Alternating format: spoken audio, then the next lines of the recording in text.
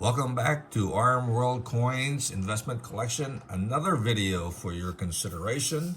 I got 4 more wonderful coins to show you, and hopefully you're liking the videos. So if you like it, please like, subscribe, comment, share. Okay, trying to get this thing down where I'm growing my video, I'm growing my clientele, and hopefully I'm giving you some good information so you don't make mistakes like I did. Okay, avoid those costly mistakes. And when I say costly mistakes, I'm talking about a lot of money. Okay, I learned my lessons, so hopefully by listening to me, you can avoid those lessons. Okay, the hard lessons. Okay. So what we have here today are 4 PCGS graded coin and 1 ICG. These are all very popular coins, highly collectible by world and US collectors.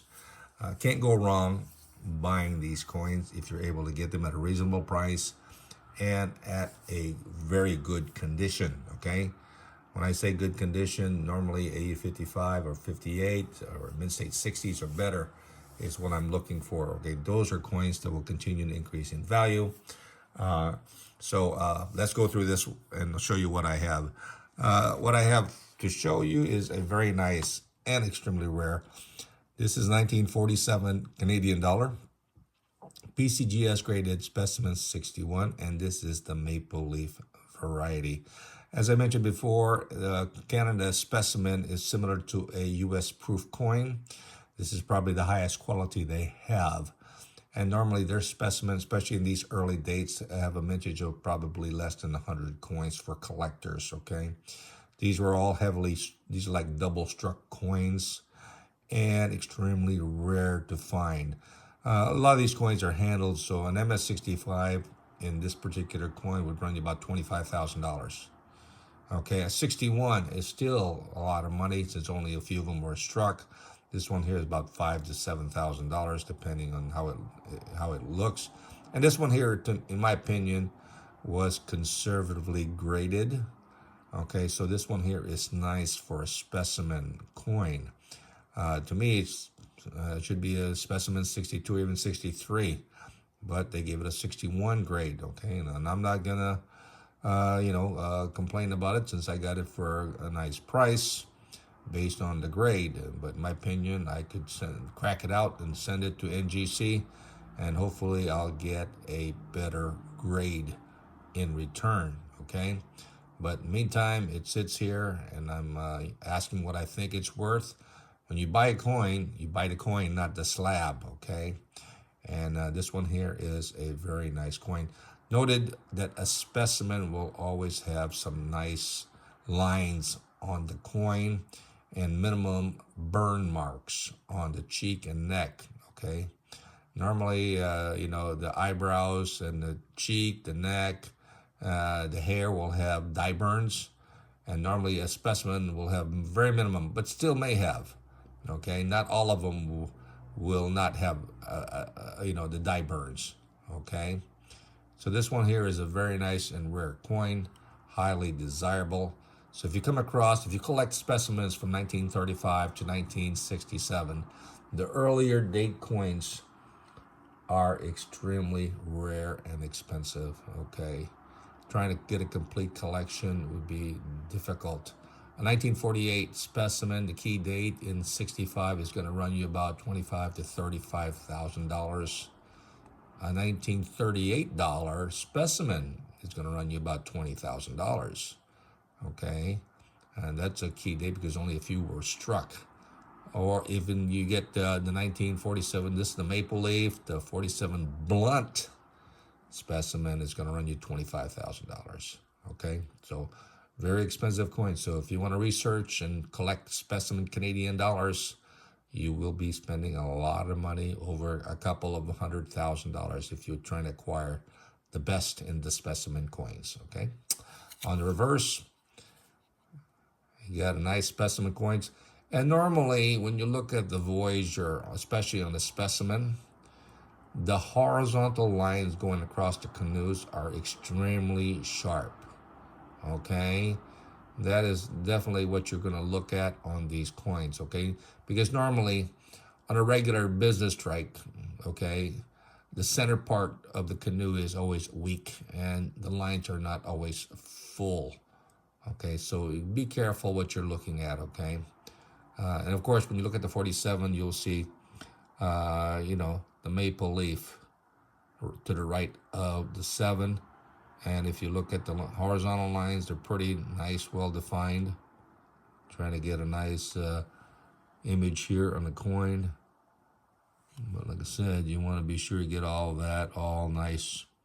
So if you like to collect Canadian dollars, this is probably one of the better varieties that is collected, the maple leaf. It's a significant one because the 1947 with the maple leaf is a transition because 1948 dice did not come in yet. So what they did was put a maple to the right of the 7, indicating that the coin was struck in 1948. And of the mintage of this particular coin, only 22,000 coins were minted. So it definitely is a key date. Okay, so if you like collecting low mintage coin key dates, this is one of them. And this one here has only just a little bit of distraction on the field. So that's why I said the coin was conservatively graded. So it's a very nice specimen coin. So definitely I was lucky to acquire the coin. So that's something maybe you want to consider. Next coin that I do like San Marino coins. This is an Italian colony. So it is a very popular coin, San Marino. 1938, R, I guess, for Rome, struck at the Rome Mint. This particular coin is the key date because it has only a mintage of like 2,500 coins. Okay, got to be careful because this coin here is heavily copied. Okay, so what you're looking for, if it's a copy, be sure that the rim, the circles, normally on a copy is not all there. It's not full. Okay, a full rim with it's a circle on the rims. You see the full circle on the rims. That's going to be a genuine one. But one that is not full, but half of the circle, most likely is a copy. So this one here is a certified coin. You look at the rims, you see the full roundness on the rims. Okay, that is what you want to see on this coin. And nice luster, nice strike, highly desirable. These coins will run you from $1,500 to $3,000 depending on how nice it is. Okay, so highly desirable. They minted this from 1932 to 1938, and the 38, the 37, the 36 are the key dates of 5,000 or less. And as I mentioned, this one here has only 2,500. The other earlier date from 1932, 1935 has 10,000 coins minted, okay? Those are still easily attainable around $200 to $300, whereas the 37 and the 38 is running between $1,500 and $3,000, depending on how nice the coin is. So definitely a gorgeous coin, highly desirable. I do have the 37, a 32.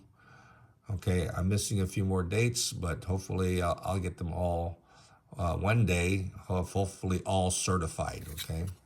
On the reverse, simple design with the feathers, lire, 20 lire, okay? And as I mentioned to you, right, be sure you can distinguish a copy from a real one.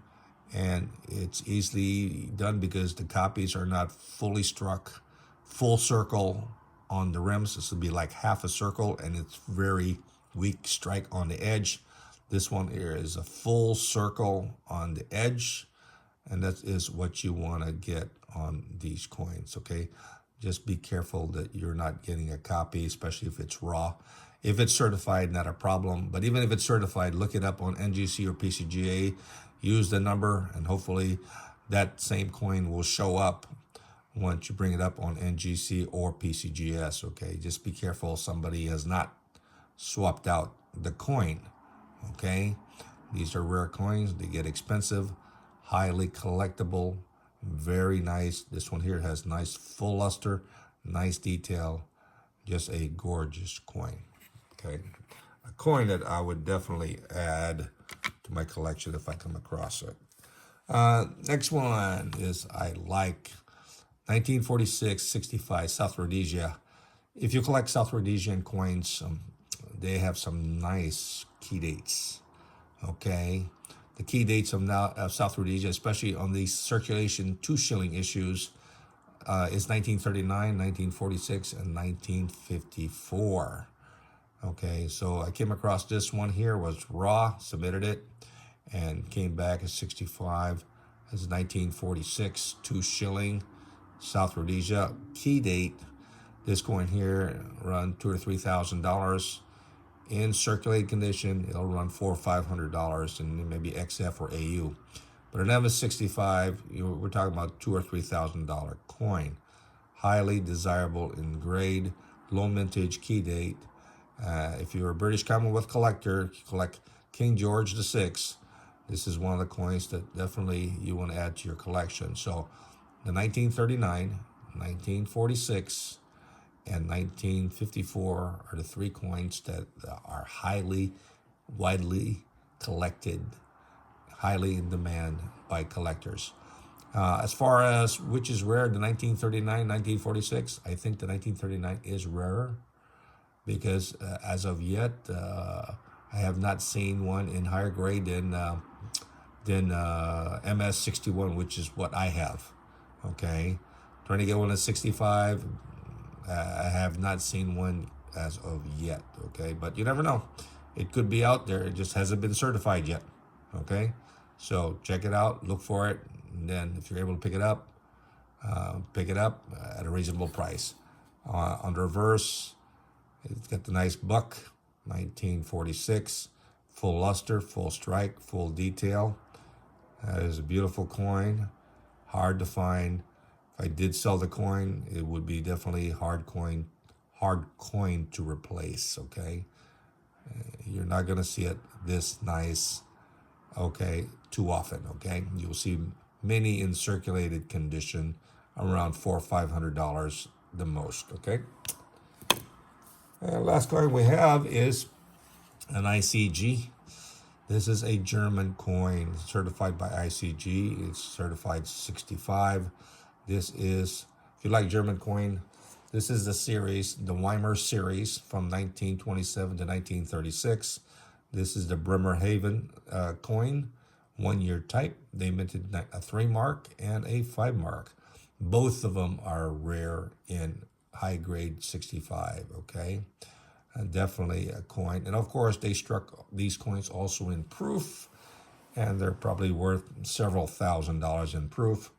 This one here in 65 is worth maybe 4 or 5. The 5 franc is worth maybe 12 to 15 in 65, okay? You should be able to pick up a 3 marks. If you're trying to get the 3 mark series, it's still affordable. The 5 mark gets a little bit expensive, okay? So this one here is a very nice full luster, sharp strike, no problem coin. Definitely should easily, if I send it to NGC or PCGS, you should easily get a nice 65 grade, okay? Because it is a very nice high grade coin. On the reverse, it's got the coat of arms for Germany. And of course, it says dry Reichsmark for 3 marks. Beautiful coin, 1927, graded 64. But like I said, it's a very nice gemmy coin. So you should be able to pick these up between $250 and $500, okay? If you're able to pick up a MS65, that's what you want. If it's reasonable in 64 or 63, add it on because it does have a low mintage. It is a 1-year type coin. This coin will continue to increase in value. Nice coin, highly collectible for the series, different designs. Definitely, you'll enjoy the collection. And you'll enjoy the actual increase in value when you decide to sell it maybe 5, 10, 15 years down the road, okay? I'm pretty sure you'll be happy, with your purchase, okay? So anyway, do your due diligence, research the coin, and if you think what I'm saying is of value, by all means, act on it. If you can't afford it, just wait. You get the finance to do it. Don't go crazy. I know, like me, I like to collect coins. I like to spend my money. Sometimes I'll go overboard. So don't do that, okay? Take your time. Go slow. Accumulate coins on your own time with your own steady financing, okay? Don't go overboard spending your mortgage money on it or something like that, okay? Anyway, hopefully you like the information. Please like, subscribe, comment, ring the bell so you'll get notified when I upload more videos to my channel. Enjoy collecting, have fun. Till next time, have a great day.